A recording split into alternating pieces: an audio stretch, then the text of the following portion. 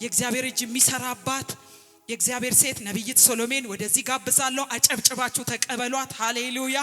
ጌታ ዘመኗን ይባርክ። ተባረኪ። ጸጋና ምሕረት ይብዛልሽ። ቀጥይ። አሜን። ሰላም ለእናንተ ይሁን። እንዴት ናችሁ? ድምጽ ይሰማል? ከቴሌግራም ላይ ያለው ተማሪዎቼ እንደዚህ ስላያችሁ በጣም ደስ ይለኛል። ጀምራችሁ መጨረስ ከባድ ነው። ብዙ ጊዜ እንደምላችሁ ብዙ ሰው ይጀምራል፣ የሚጨርሰው ግን ጥቂት ሰው ነው። ምክንያቱም እግዚአብሔር እንዲረዳው ልቡን የከፈተ ሰው ነው እግዚአብሔር ጸጋም ያበዛለት እና ለመማር ለመለወጥ ልባችሁን ስለከፈታችሁ እግዚአብሔር ረድቷችኋል። እንኳን ደስ አላችሁ፣ እንኳን አደረሳችሁ። እናንተን ለማስተማር እናንተን ለማሰልጠን እግዚአብሔር እኔን ስላመነኝ እግዚአብሔርን አመሰግናለሁ እድል ስለተሰጠኝ። ምክንያቱም እዚህ ጋር መታያቸው ሁሉ ዓላማቸውን የሚያውቁ ሰዎች ናቸው። ለዓላማቸው ለመኖር የቆረጡ ሰዎች ናቸው። ዓላማን ማወቅ የሚል ስልጠና በሚገባ ሰልጥነው የጨረሱ ናቸው። እግዚአብሔር አምላክ የተመሰገነ ይሁን። ክብር ለእግዚአብሔር ይሁን።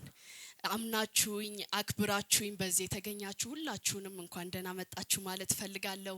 ቤተሰቦቼ ከኋላ ቢሆን የተቀመጣችሁት ቤተሰቦች አሉ፣ እዛ ጋር የባለቤቴ ቤተሰቦች አሉ፣ አክስቶቼ፣ ሁሉም በቃ እኔን ብላችሁ እዚህ ቦታ ላይ ተገኛችሁ እኔን አክብራችሁ የእግዚአብሔር ሴቶች አሉ እዚህ ጋር። ከጀርባ ደግሞ ምንወዳቸው ፓስተሮች አሉ።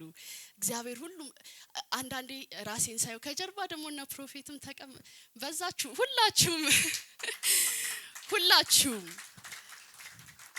ሁላችሁም በደስታዬ ለመካፈል በዚህ የተገኛችሁ ሁላችሁም እንኳን ደህና መጣችሁ ማለት ፈልጋለሁ። እግዚአብሔር በዚህ ቦታ ድንቅ አድርጓል። በዚህ ቦታ ላይ ዛሬ ተሰበሰብነው የረዳንን እግዚአብሔርን ለማመስገን። እኔ መቼ ነው በአገልግሎትሽ ላይ ለውጥ ማምጣት ወይ ደግሞ አገልግሎትሽ የተለወጠው መቼ ነው ካላችሁኝ፣ እኔ እንደማልችል የገባኝ ጊዜ አገልግሎት የተለወጠ። ምክንያቱም ከዛ በፊት ብዙ ነገሮችን ስሞክር እችላለሁ፣ ትምህርት ላይም ጥሩ ነኝ፣ የሆኑ ነገሮችና እችላለሁ ብዬ አስብ ነበር እና እግዚአብሔር እኔ ብቻዬን እንደማልችል አሳየኝ። አይ ብቻሽን አትችዩም አለኝ። ዮሐንስ ወንጌል ምዕራፍ 15 በልዩ ሁኔታ በራልኝ። ያለኔ ምንም ማድረግ አትችሉም ይላል። ወገኖቼ ያለሱ ውሃን ስተን መጠጣት አንችልም። አይደለም ማገልገል፣ አይደለም ማሰልጠንና ማስመረቅ፣ አይደለም መጻፍ፣ አይደለም ልጆች ማሳደግ፣ ያለሱ ውሃ መተንፈስ አንችልም። ያለ ጌታ ምንም ማድረግ አትችሉም። ልክ የእውነት ሲገባኝ አገልግሎት የመለወጥ ጀመረ። ምክንያቱም ሙሉ ለሙሉ ራሴን ጌታ ላይ ጣልኩት። አሁን እኔ እዚህ ጋር ቆሜ ካያችሁኝ የቆምኩት በእግዚአብሔር ጸጋና በእግዚአብሔር ጸጋ ብቻ ነው። እኔን ካያችሁኝ መልካም ነገር ካያችሁ ከኔ የወጣ አንዳች ነገር ከጠቀማችሁ እውነት ነው ምላችሁ 100% የእግዚአብሔር ጸጋ ነው። እኔ በራሴ ምንም የማልችል ሰው ነኝ።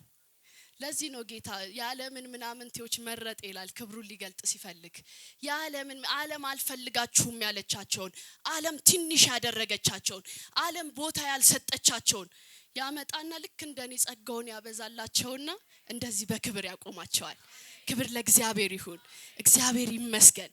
እንደዚህ ከልጆቻችን ጋር ቆመን ለማገልገል የረዳን እግዚአብሔር ይመስገን። ክብር ለእግዚአብሔር ይሁን።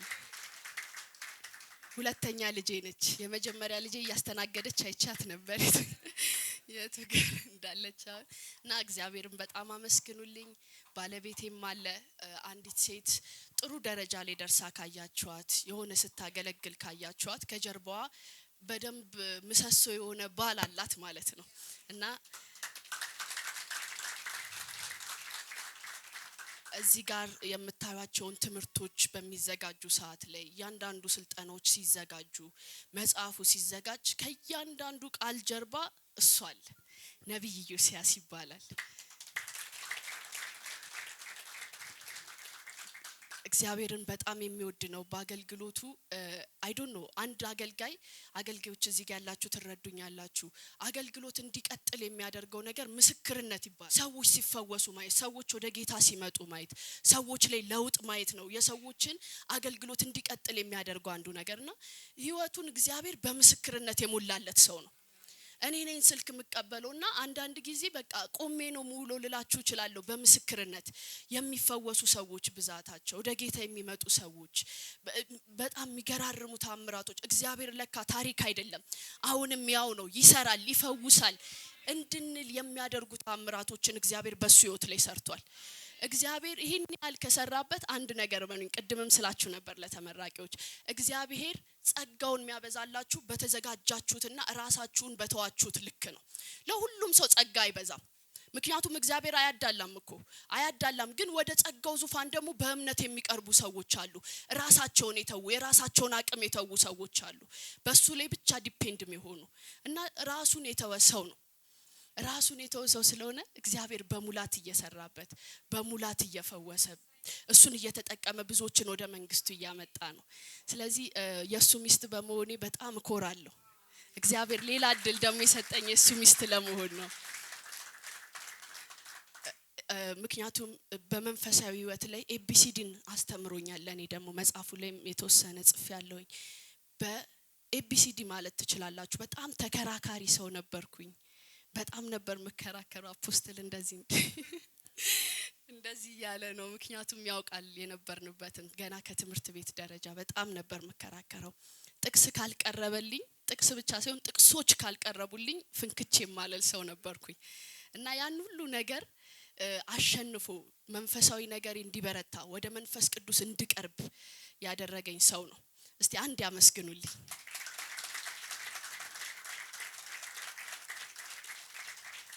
በጣም አመሰግናለሁ ስለታገስከኝ የዛኔ እንደዛ በጥያቄ ልብን ሳወልቀው ስለታገስከኝ አመሰግናለሁ ሁላችሁንም አመሰግናችኋለሁ በእውነት ነው ምላችሁ አምናችሁኝ እዚህ ስለተገኛችሁ ራሱ አመሰግናችኋለሁ እውነት ጽፋ ነው ብላችሁ ስላልቀራችሁ ሙድ ልትይዝብና አስባ ነው እንዴ ብላችሁ ስላልቀራችሁ መጽሐፍ ነው ግን የጻፍሽው ስላላላችሁኝ ያው እዚህ ጋር ታትሟል ግን ሳታዩት አምናችሁ መታችኋል እዚህ ቦታ ላይ ስለዚህ በጣም አመሰግናችኋለሁ እወዳችኋለሁ ተጽኖ ፈጣሪ ሴቶች ህብረት በቴሌግራም እግዚአብሔር ረድቶን ወደ 7000 ሜምበር ደርሰናል 7000 ሰዎች እየተፈወሱበት እየተባረኩበት ብዙ እየተጠቀሙበት ያለ ህብረት ነው ከዛ ህብረት ውስጥ ደግሞ ስልጣናዎችን እየሰጠን እያስመረቅን ያለ ነው ከዚህ በፊት በዚህ የተገኛችሁ ታውቃላችሁ አላማን ማወቅ ኮሙኒኬሽን ስኪል የሚል ስልጣና ሰጥተን እነሱን አስመርቀናል አሁንም ስልጣናው እየቀጠለ ነው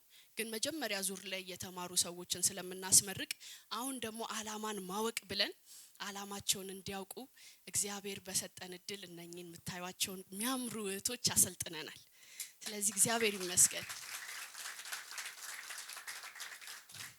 ክብር ለእግዚአብሔር ይሁን ፕሮፌት ወዳንተለም